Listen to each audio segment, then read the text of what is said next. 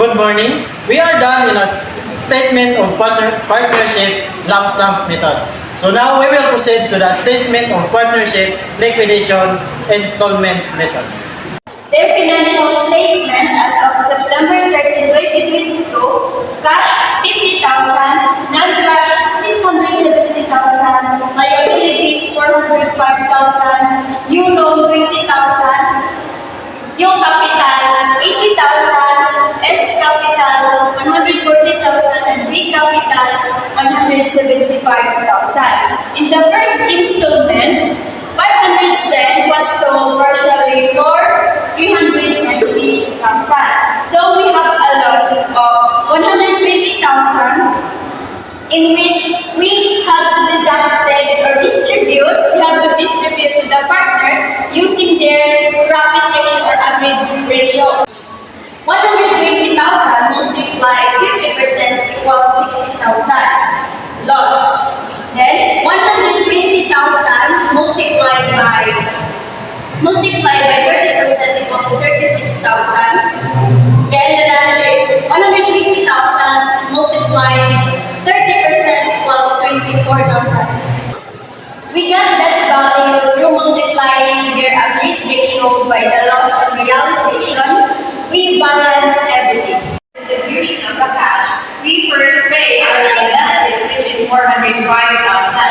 We deduct it to our cash, 440. It leaves us 35,000, our available contribution. Our liabilities is now 0.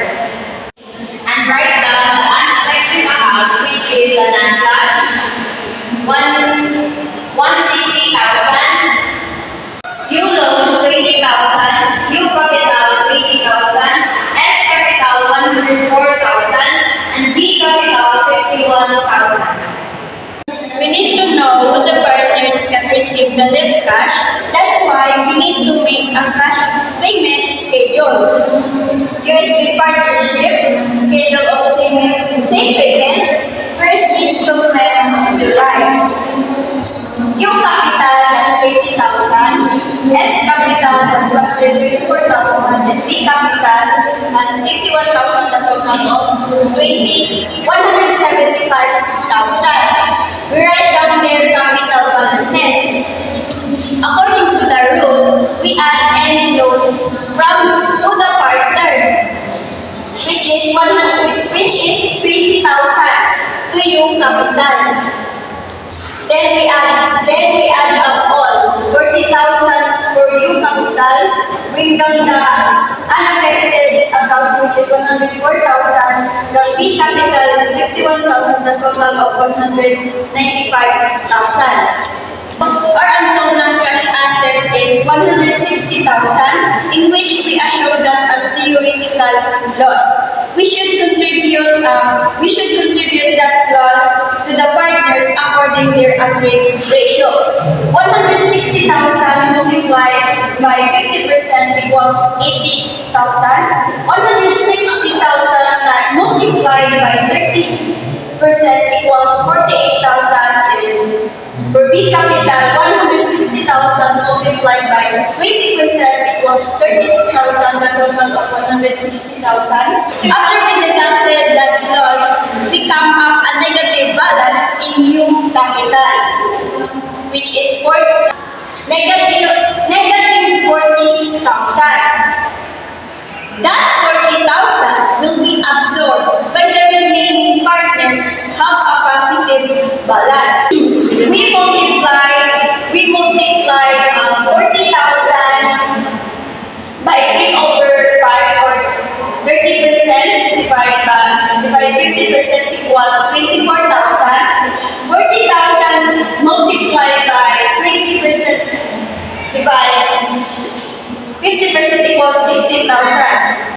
We simplified everything. We come up a value of 35,000, which saved by our cash left.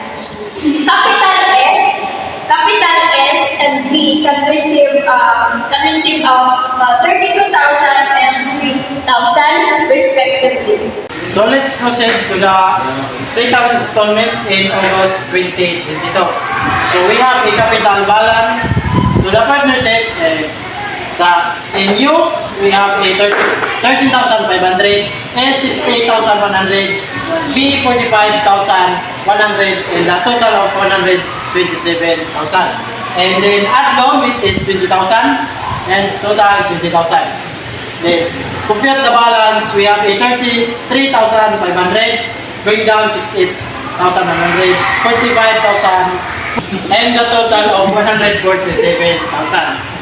So we have the non-cash assets balance, which is 125,000, and again it will be divided and it will be distributed to the partnership according to their PL ratio. So 125,000 times 50% equals 62,500. 125,000 times 30% equals 37,500. 125,000 times 20% equals 25,500. And then copy the non-cash assets, which is our unsold assets, 125,000. So total balance, 33,500 minus 62,500 equals 29,000. 68,100 minus 37,500 equals 30,600. 45,400 minus 25,000 equals 20,000. So we have a negative 29,100, and it will be absorbed to the partnership. So the negative balance will be absorbed to the partnership is and B. So the negative 29,000 will be absorbed to the partnership is and B in order to know how much amount they will receive.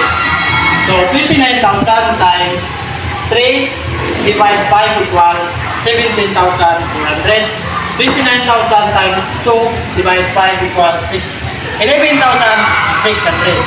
And then copy the 29,000, total balance 0. Tapos 30,000 minus 30,600 minus 17,400 equals 13,400. 20,000 minus 11,600 equals 8,800. And if you add this, we'll resolve this. In the second installment, we sold 35,000, the non-cash asset for 52,000. We have a loss on realization 13,000, in which should be absorbed by the partners based on the profit and loss ratio. So U capital has 6,500, S 3,900, and B 2,600, and then B 75. When we repay the liabilities, so the remaining cash is ready to distribute to all the deserving partners. In the third installment, we sold all of the non-cash assets of 70,000, and we have a loss on realization of 55,000, U loan 20,000, U capital 14,000, S capital 38,400, B capital 25,600. And for USD capital, loss of absorption respectively. Now we don't need to make a cash payment schedule because we already sold all the non-cash assets. We will go back to the basic process. 1,000 to U capital and remain 6,000 for his loan.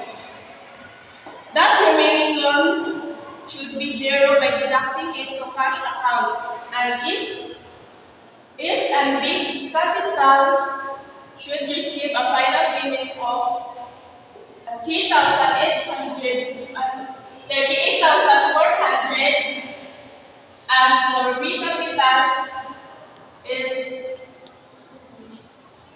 25,600.